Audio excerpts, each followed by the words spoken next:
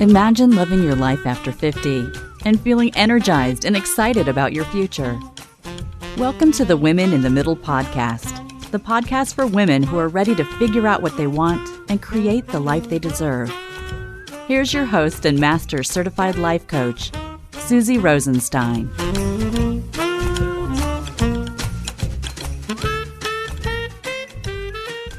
Hey there, today's episode is all about how an act of kindness led to one of the most amazingly shocking surprises of my life and the return of a bracelet from the past. Let's go. Welcome back to the podcast Women in the Middle with over 1 million downloads and counting. I'm your host, Susie Rosenstein, your master certified coach and midlife mentor, and I am so glad to be here with you again. I can't wait for you to hear this very personal story and meet the special guest who was instrumental in one of the biggest and most meaningful surprises of my life. You may recall I hinted about this surprise in episode 264, The Power of Shocking Surprises in Midlife. In that episode, I talked about 4 huge surprises in my life in the last 9 years since I turned 50. In that episode, I talked about the layoff surprise, the MoMA surprise, the Joan London surprise, and the Woman's World magazine surprise. Today's episode is about surprise number 5. This one was so big and so shocking that it needed its own episode. Just like the other surprises, however, you would never see this coming. I couldn't have even dreamed it up. There's no way. In fact, the surprise we're going to tell you about today was approximately 70 years in the making. I'm calling this episode The Bracelet, Kindness, and a 70-Year Journey, a shocking midlife surprise. Today's surprise has to do with a significant part of my past.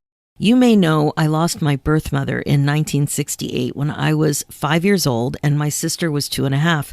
My mother was only 32. She grew up in Rhode Island and loved spending time at the beaches. From what I can gather, this is a pretty typical thing in Rhode Island. Like so many others who lost their parents at a young age, I don't have much that was actually from my mother or even know that much about her. Losing a parent so young, I only have a few memories, and at this point, most people who knew her personally have also passed. I've done what I could over the years to glean and gather every bit of information I could, though, that's for sure. People in my situation typically crave any information that helps them fill in some blanks about the early parts of their lives. And with every passing year, it seems less and less likely to find out anything new. The surprise I'm going to share today turns that idea upside down. It's a reminder that you never know what may still happen in your life, no matter your age, even in midlife, even after 50. There's plenty of time left for shocking surprises. Today, you're going to meet my incredibly special guest, whose name is Lisa. She's from New York, and without her kindness and sensitivity, this story would have never happened just a few months ago in June 2022. I'm beyond grateful that she's come into my life, did what she did, and agreed to come on the podcast and share this whole story with you. You'll hear about Lisa's father's passion of collecting things on the beach. You'll hear about what he found and what he did with what he found. You'll hear about how that passion ended up involving Lisa. And then finally, you'll hear about how that passion connected me to Lisa.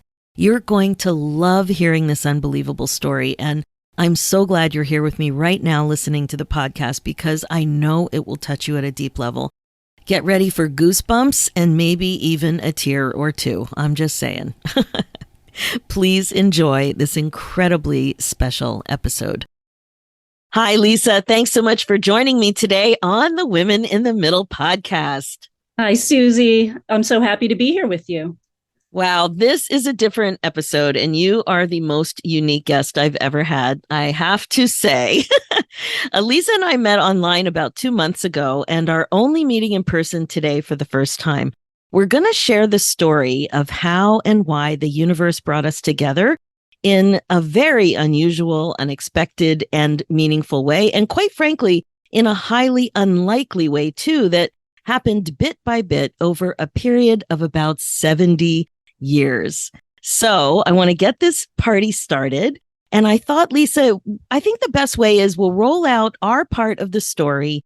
And then we'll fill in more context as we go. So I thought it'd be great to start with you telling us a little bit about your dad, because your dad is a major player in our story of why we're here together today and his passion. Yes. So my dad has, since childhood, had collected coins. He loved getting every coin from every year, different mints. You have to have the Denver mint, Philly mint. So as a child and young man, he collected coin after coin. I was never allowed to spend a wheat penny. We had to save those because they were worth a fraction more than a penny. So I have quite a few of those right now. And when he retired in the late 1980s, he got a metal detector because he really wanted to look for some, for him, buried treasure, which would be old and rare coins. So he, alone or sometimes with a friend with the same interests, would go to different parks and beaches, mostly in Rhode Island, where I grew up, and search for coins. He'd have his metal detector and a little trowel, and when it went off, he would dig for it, and whatever he found, he took home. So he did find a lot of coins. Many of them were just worth their face value, and he cleaned them up in a rock tumbler, and he always would use those in the toll booths. So there were toll booths filled with grimy looking, very dark, can barely read, but the machine would register them as a quarter or a dime or whatever. And he would separate out anything that he thought was valuable, and he'd put them in the little cardboard containers. And if he found something that wasn't a coin, he just threw it in a box. And actually a few boxes. He had one for tokens and one for foreign coins. And then he had one for just miscellaneous. And his interest was solely on the coins. And if he found anything else, it went into one of the other boxes. He passed away in 2008, but he spent a good, certainly 20 years on this hobby, leaving behind a lot of coins in different states, different condition, and then a few boxes of other things. I love how organized he was. It's reminding me of my uncle who passed recently in Rhode Island. Mm-hmm. And he was in the Navy in World War II, and he had so much memorabilia, and he had it so organized. And any trip he went on was so organized, the photos and the labels, and his basement was, I've never seen a basement like his basement, the way everything was organized. So I'm just imagining your dad walking on the beach, just being so patient and like really enjoying the hunt for the treasure. Like, do you remember going with him ever as a kid? I didn't go on these trips with him. I did watch him, he'd test it out. He had a few different metal detectors over the years. Of course. He explain what this meter does and what this tells you what kind of metal it is. And, I didn't have an interest in that, but I was definitely there when he would get it set up and ready to go. My mom passed away when I was young, when I was 7, but my dad remarried when I was 10. And my stepmom also was not interested in hunting for coins, but she was always holding out hope that my dad would find a diamond bracelet or something really that would be meaningful for her. And that didn't happen. He did find some coins that were meaningful to him. I think the most interesting for me was he found a piece of 8, which is a gold coin from hundreds of years ago when sailors would clip a little piece of the gold off the coin to pay for something. Wow. If they weren't spending the whole value. So that to me was the most interesting coin. Wow, I don't know anything about this. That's fascinating. But he loved anything that was a little rare, or they were all meaningful for him. So did you weren't allowed to touch any of it, I guess, but what was going on in those miscellaneous boxes? Well, a lot of it looked pretty dirty. I have to say, still kind of dirt covered, because the coins got special treatment. They went through a rock tumbler or were polished if they were very special. And the other stuff was still kind of dirty. So I would look sometimes, but I didn't dig through it all. It was labeled, here are the tokens for games at the carnival, and here, this and that. But then after my dad passed away, a few years later, my stepmom moved to a different condo, And she said, here are all the coins from your dad. Here you go. So I have. And then I started to look through the boxes because they're like, I can't just keep these boxes as is. My dad had them very organized in the basement, like your uncle, labeled and stacked, often using old empty cigar boxes. You just read my mind. As you were describing the boxes, my grandfather from Connecticut and my grandmother had stamp collections, and they were always in cigar boxes. And in fact, I have one of those cigar boxes even today. And I keep some calligraphy and stamping supplies in there, like stamping, not stamps. But I did inherit that stamp collection. And I do remember keeping things in cigar boxes. And I honestly had the thought right when you said that. That's amazing. Well, it's useful when you recycle. It was the mentality. He was born in 1920. So child of the Depression. He also kept those Maxwell House coffee cans with the plastic lid. Those had rubber bands and whatnot in them. So very organized as well. So then after I owned all of these items, I started to look through the box with the jewelry in it. And no, there was nothing, no diamonds, to my stepmom's dismay, but there were a lot of actually religious medals, not the fancy ones, but like a little charm. Maybe it was pinned on someone, or maybe you gave it to your girlfriend or wife when you were going off. I'm not sure, but there seemed to be several religious little charms, some silver rings, but among them I found something very special, and it's was a bracelet, and the bracelet had a name engraved on one side. It was the kind of bracelet my stepmom, when I told her, she said, she's 89. She said, when I was in high school, those were so popular. They're ID bracelets with sort of a bar, usually silver plated. And you'd have your name engraved on one side and maybe something else on the back, maybe a date or an event or a place. And she begged her father for one, and he said, no, they're expensive. And then 2 weeks later, he came home with one for her. She's since lost that one too, many years ago. So maybe something about the clasp. I don't know. I think the clasp wasn't good. I think it wasn't good, but I found one that had a name on it, and it was your mom's name from when she was a teenager during that era. So I had it, and I didn't have a problem throwing away the old tokens and game slugs, but it's like, I can't just throw away something that might have sentimental value to someone. And so that's when I started to see if I could find who she was. I didn't know anything about her. Oh my God. I just can't believe you on so many levels. I am. So you're sitting there with all this probably stinky, dirty stuff. Yes. Broken bits with crud and sand. Yes. And there's this little ID bracelet that caught your attention, and you were curious enough to start searching online to figure out who she was. I did. And I just searched online, and there was one match for her name because it was her maiden name, but it was her full name, including her middle initial. Sandra E. Senders. Correct. The only Sandra E. Senders. It was your mom, and you had set up a genealogy page for her, and that was the hit. It led me to this particular genealogy site, and that's where I read that your mom died as a young mom many years ago. 1968, yeah. And that she left children behind. And well, then I wasn't going to give up on contacting you because, as I mentioned, my mom died when I was young. I can't believe this. Like, not everybody would care about finding, first of all, looking through a box of stinky stuff, cruddy little stinky stuff. But you experienced, something very similar to what I experienced, and you found it, and you were motivated enough to figure out more of the puzzle.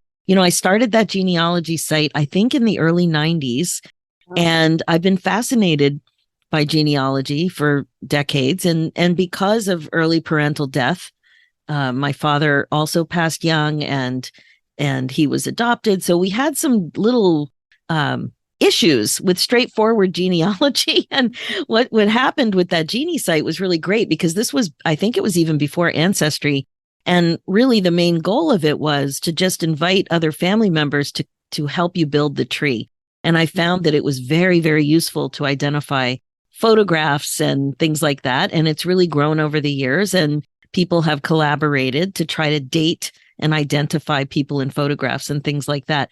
And the irony is, it never even occurred to me that that would be searchable on Google. Mm-hmm. And right, I found it without even knowing of the site. I wasn't a member. Wow. I didn't have a login, and there was her name. So I was able to, so then I, logged in, made a login. And I guess it was during the summer of COVID, when we all had time on our hands, I sent a note through the genealogy site to you, but it didn't get there. Maybe it went to spam. We don't know, but I didn't get an answer. Oh, it's just killing me to know that you did this and I didn't know about it. And so I still wasn't willing to throw it away, because, well, I'll just try again. And then I put it away, but not in the box, in a drawer. And when I have time maybe there's a different way to reach her, I'll investigate another time. And so this summer, I had some time, and I took it out and tried again. And the only hit again was the same genealogy site. So I wrote a second note. I think I may have included your sister on that note. I think I did find, I'm not sure, maybe somebody else. And yeah, I think it was somebody else who got involved in managing part of the site, some other family members. Yeah, because my sister didn't know about it. But okay. I was just saying if I could reach somebody out there. So you smart. Responded right away. Oh, of course. I don't know what happened to that other note. I mean, history of the internet, who knows? Would you mind reading the note? No problem. So I wrote, this is the note from a few months ago. Hi there. We are not related, but this site led me to you. My dad loved to collect things he found in the ground with a metal detector. He was a coin collector at heart, but he saved everything. I was looking through some of his miscellaneous bins and found a small bracelet with the name Sandra E. Senders on the front and June 1951 on the back. It's a simple silver name bar with only half the chain remaining, so it has little monetary value, but I thought it might have sentimental value to you or someone in your family. I learned from looking for Sandra online that she died at a young age. My own mom died when I was a child, and I know I covet the few trinkets I have from her. I realize you may already have what you want, so if you're not interested in this, just say so. But I would be happy to put it in the mail to you if you would like to have it. The postage is on me. My dad lived in Rhode Island and found it somewhere in the state. She is the only Sandra E. Senders I could find, so I suspect it was hers. And then I wrote, have a great day. Have a great day. Oh my God, my head exploded. So here's what happened at my end. I see the ping or the message and I'm like, what is this? And right away, of course, I assumed it was a long lost relative. And I thought that was brilliant that you started out by saying that we're not related. So what I said was, first of all, I think the look on my face, I would have paid money to see the look on my face. I was sitting in this chair where I am right now, and I was just like, my jaw dropped. I was stunned. I couldn't even read your note. Like it was just a blur. So I wrote, it's her for sure. She was born and lived in Rhode Island for most of her life. She spent a lot of time on beaches there. This is just unbelievable. Thank you so very much from the bottom of my heart. I have a sister who moved to Rhode Island a few years ago. She now goes to those same beaches. Again, thank you, thank you, thank you. And it was truly unbelievable. Truly, like from my perspective, and as you know, both losing mothers at such a young age, we have so little. Yes, we do. We do. And I was so glad that you were so excited to get it, because I would have been. Oh, exactly. Yeah. Like, and one of the things that I've done over the years, because we have so little, and I don't know, maybe you've done this too, but I've reached out to people that knew them when they were young. Mhm. So my dad went to Yale, and I remember reaching out to the secretary of their graduating class.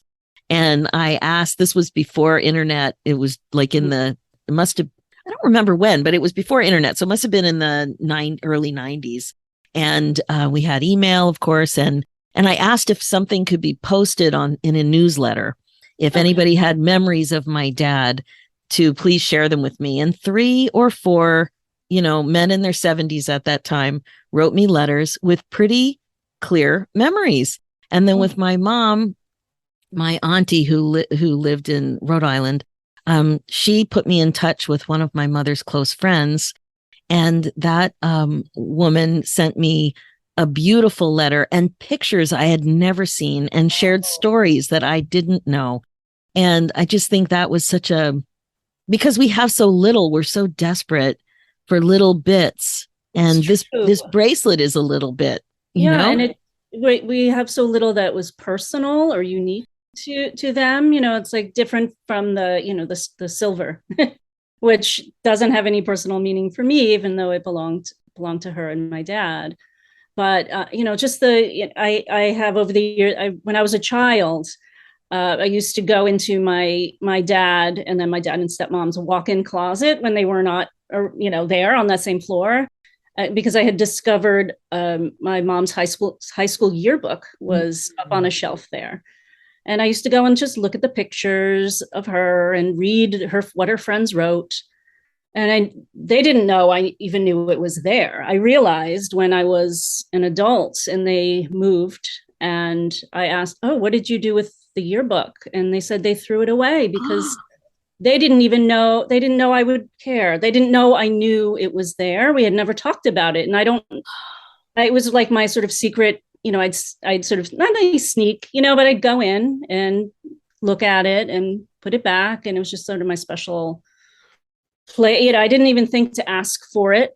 Isn't that interesting? Because I find that, were you afraid to tell them that were you comfortable talking about your mom?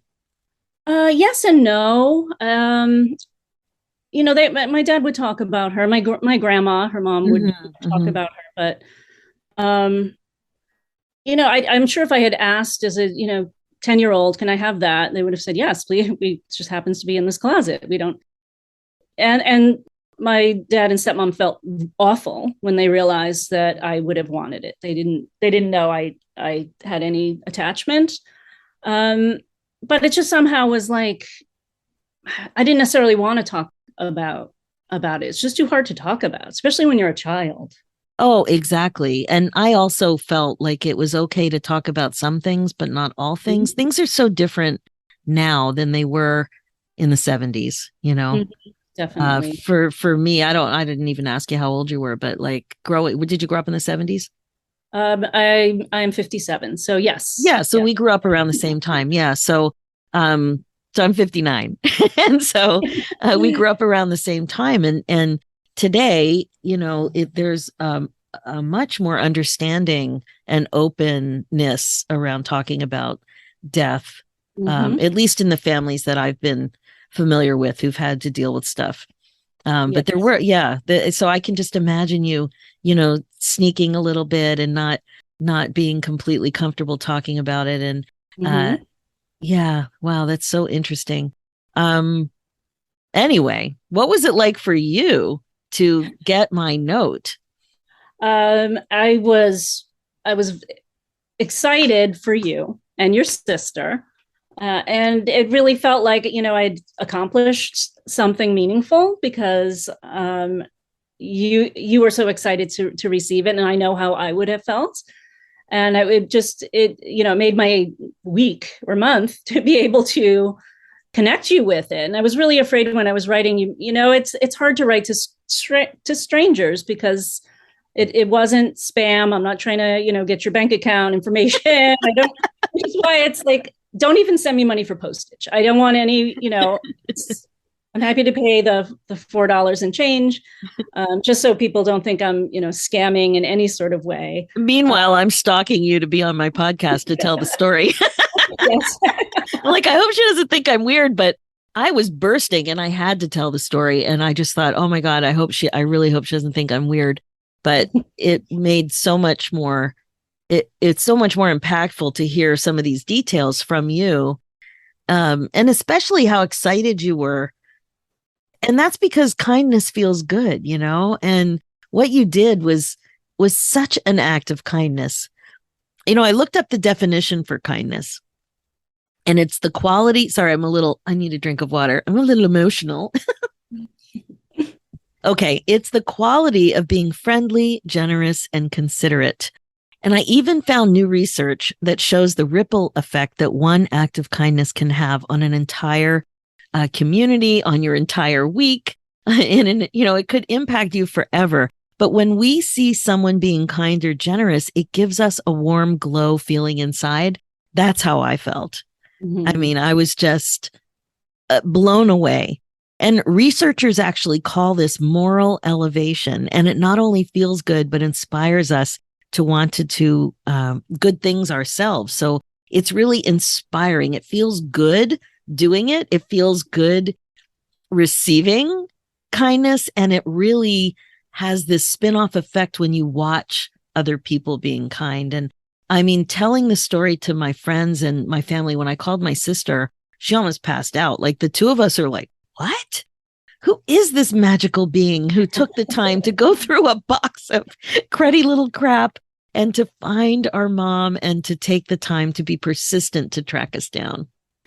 It just felt, I would feel like a loss if I had just thrown it out with the other items that were garbage, because it wasn't garbage. It was special. And I, at the time I didn't know who I would be contacting, whether it would be her child, so that I was able to find you and that it was something that you can cherish it makes it even more meaningful to me.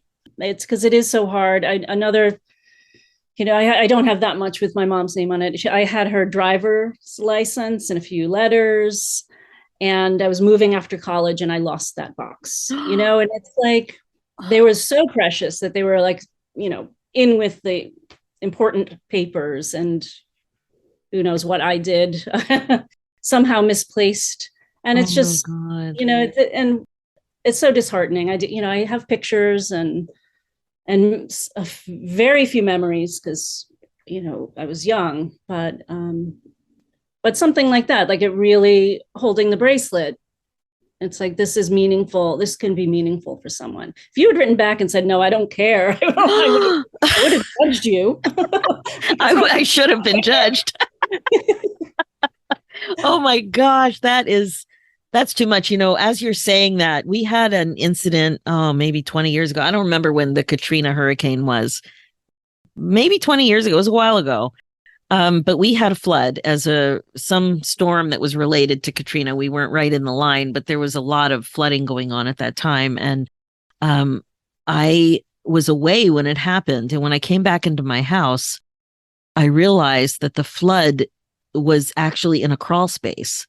And we had a crawl space in a different house that was about 9 inches sunken below the basement. So you crawled through this weird little door and down 9 inches. And that's where this giant room was that I could stand up in. That's because I'm small, but most people couldn't stand up in it. But 9 inches of water came in and went out. So the room looked like a tornado went through it. Everything floated and tipped.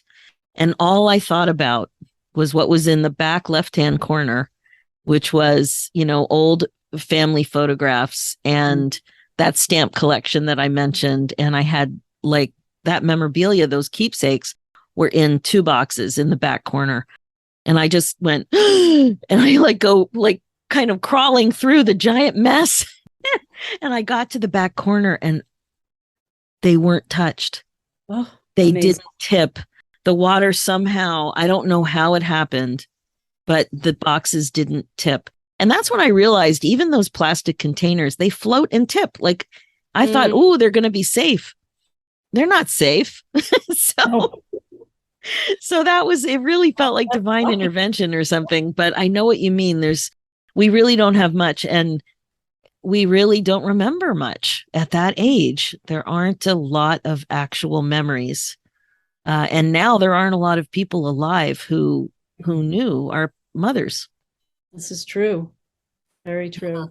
So it is really unusual being in this situation, and a find like this is life. I feel like it's life changing. I'm so glad. And have you had a chance to fix the chain yet? That is, the summer's kind of busy, but I just said to my husband today, he had an unexpected day off, and I'm like, "What are you going to do?"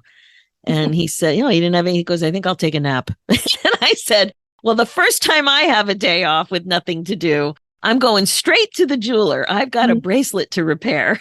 Yes, yes. So we decided we're going to have that one repaired, and we'll have a duplicate made. So each of us will have it to wear. We had these ideas to try to find the original jeweler.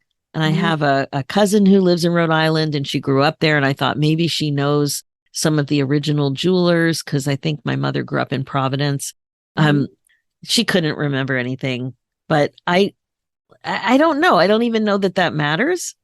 It's just interesting. But you're right. The chain looks dated. Like the chain is a little different, and the clasp is very weak. Yes. I don't think they make clasps like that anymore. Good thing, because So she would have been 15 in 1951. And that kind of threw me, because I thought, well, maybe a sweet 16. And then your stepmother said they were common in high school. So I can't figure out why she would have gotten that bracelet in June 1951, grade 9. Yeah, I know. You wish you could learn more about the background of it. Was it a birthday? Was it, just something? Was it a gift from her grandparent? Who knows? But I know, according to my stepmom, they were, very popular, very special, but they were, a little bit expensive for the time. So it was a special gift. Exactly. And my cousin thought that maybe that their friends pitched in and they bought one for each other. For some reason, she thought that. I don't know if she heard somebody talk about it, but that's what she was thinking. But again, Sweet 16 would have made sense. Yeah, and it said June 51. So exactly. June. I don't know. I don't know that. I can't figure out a way to figure it out. I checked the yearbooks too to confirm the dates, and I don't know.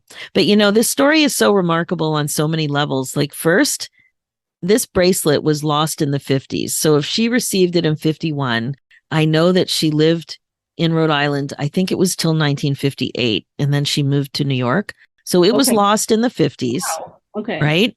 It was found by your dad 40 or 50 years later. Yes. Right? And then he kept stuff, which is also remarkable. If he's only looking for coins, there's no reason he had to keep all this other stuff. Sure. And then you got the box a decade or two later. I mean, and then you didn't have to care about the box, but you did. And you were, because you understood how important something like this would be, because our situation is so similar. And then you were persistent in finding me. I mean, so many times this little project could have gone off the rails. And then I was easy to find with Jeannie. I mean, I popped right up, and that my mother's name, that she had the initial there, it made it easier to make it so obvious that it was hers, and that we actually connected. Like, there were so many things that could have gotten in the way and not made this amazing.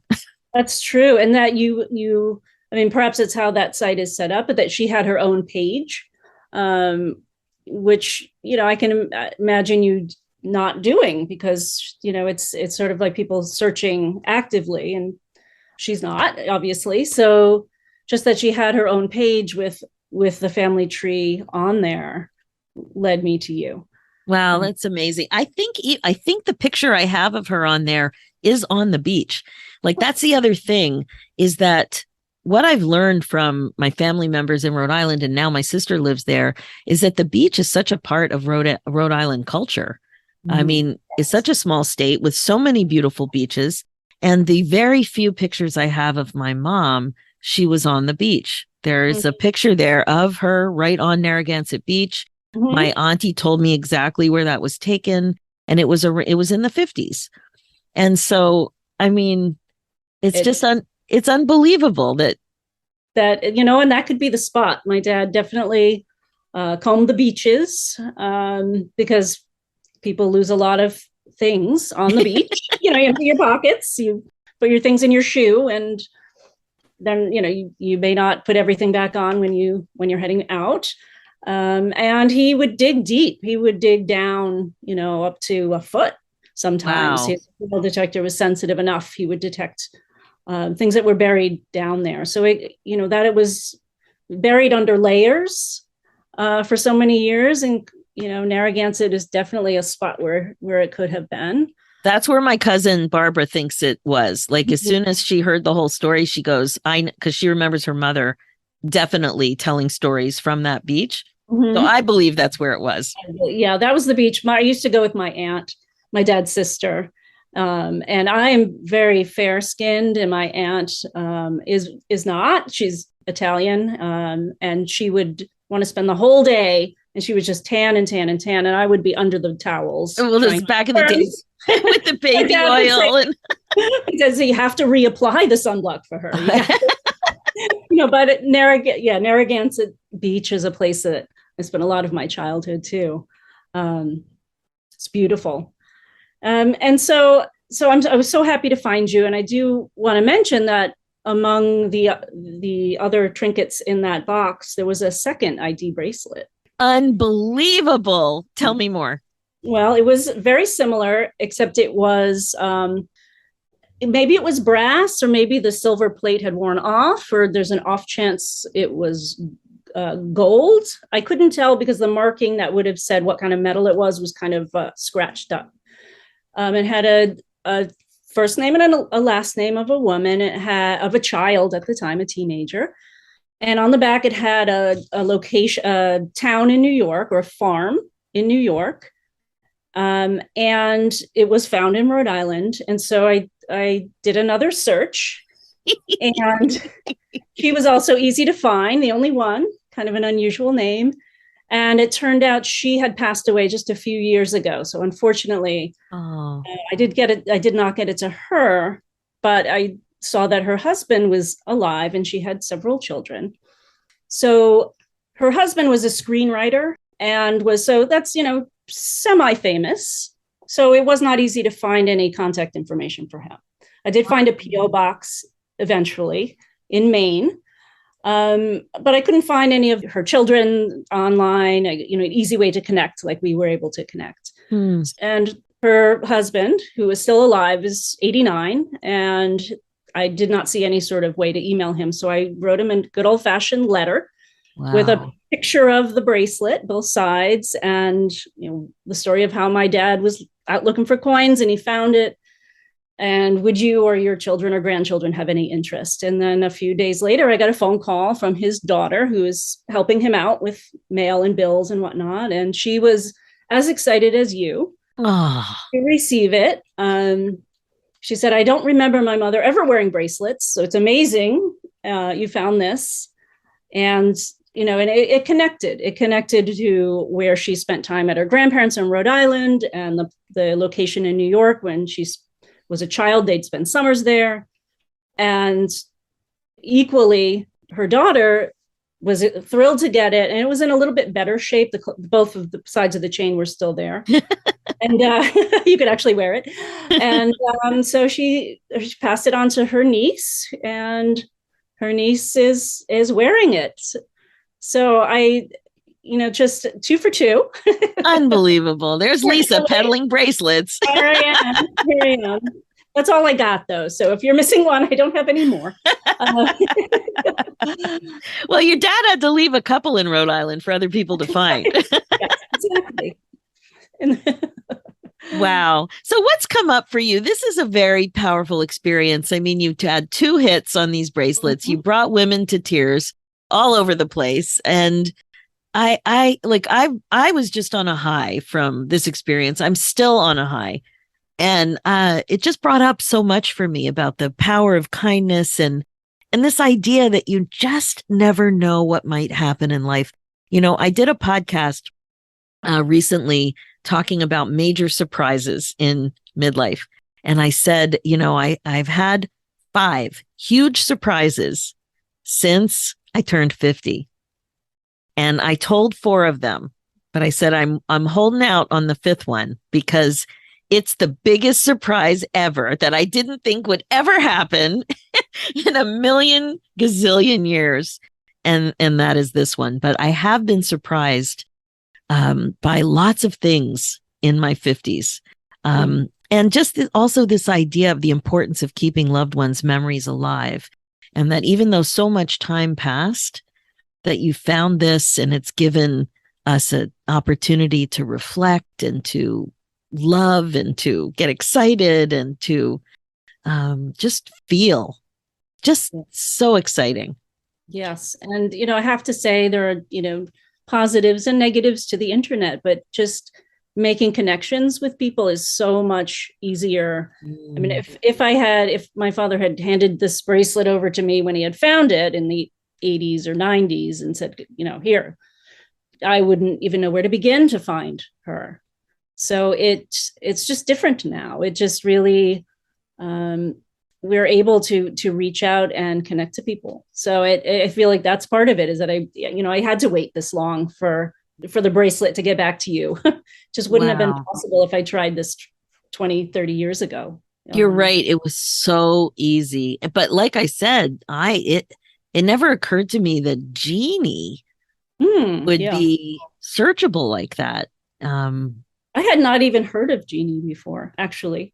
So when she came up, I'm like, what is this site? And then, now I know about it. But yeah. Wow, that's amazing. So what's next for you with your trinkets and your tracking down people and changing lives, spreading your goodness? Well, at this moment, I don't feel like I have any more trinkets to track down. Nothing else had a full name on it. So Betty Joe from 1969. I'm sorry. It was a locket. But you can enjoy that one. Yeah. Oh, yeah. And I'm just continuing to go through, the things my dad left, which is also important to him. So I'm trying to feel how important it is to him as I go through and respect, his collection. He wanted my children to have it. He's hoping they would have the same interest in coins. They're in their 20s. They don't seem to, but I'm saving it for them. Not the trinkets, but the coins. What about the metal detectors? I got those too. And by the time I got them, the 2 we had left were in classic shape for my dad. There was a lot of the electrical tape holding parts together, and things are like rigged. They're, it's like MacGyvered. And I ended up giving away one. I sold one, was in decent shape, but then another one, like, this is like for parts, anyone? And somebody took it. Of course. Again, if someone can figure out what works and what doesn't, have at it. So I did not hold on to those because I don't even know how to begin to use or read the dials, and there were so many gadgets associated. But but the fruit of it all was the coin collection, and that's what really mattered to him, and so that's what I'm holding on to. Oh my God, I love that. One of the things that comes up all the time is a main theme on this podcast and with Women in the Middle is the importance of connecting with your passion. And, your dad sounds like such a character. I love that he went all in on this passion with his fancy boxes and labeling, and he was so serious about it, and he got so much pleasure out of it, out of the hunt, and he even though he didn't care so much about the trinkets, he still treated them with respect and saved them. He did. And he did keep notes on if he found a good place for coins, go back, visit this spot. There were a lot of good finds there, but not for anything else, which is why I don't know exactly where your mom's bracelet was found, although I think Narragansett. It's Narragansett. Really, really, yeah. You'd have to convince me otherwise, because it sounds right. Oh my gosh. Amazing. Amazing. Well, it's been an absolute delight to meet you today and to hear the details of the story. And just thank you so much for being you. Oh, You really made a difference. well, thank you for having me. And it's really great to meet you and see you and enjoy it. I'm so glad that you and your sister have it. Oh, sorry, I'm getting a little choked up again, but this was a biggie. It is really unexpected and beautiful. Thank you so much, Lisa. All the best. All the best to you too. Bye-bye, Susie. Okay, that is it for this episode. Can you believe this story? I still tear up every time I think of it. Honestly, it was hard for me to get through my chat with Lisa as well. She's so sweet and so patient, and you may have heard me choke up just a little bit. I was a mess before she hopped on my Zoom. Anyway, I really want you to think about this story when you get down on yourself about aging. Remember that bracelet. It was lost under the sand for over 40 years until it was found. Then it sat in a bin of other little found treasures for another 30 years or so until it was found by Lisa, who took the initiative to find me. The odds of this happening? I can't even imagine. It seems so freaking unlikely. Yet it happened. I started that family tree on the website Genie in the early 90s, and as I mentioned, for most of my life, I've been collecting information about both of my parents, actually.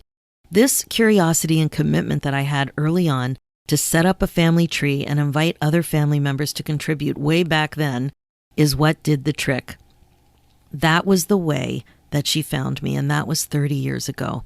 You just never know what might happen in your life, even when you're older, even when you think you're running out of time, even when you think all of the really good stuff happened already.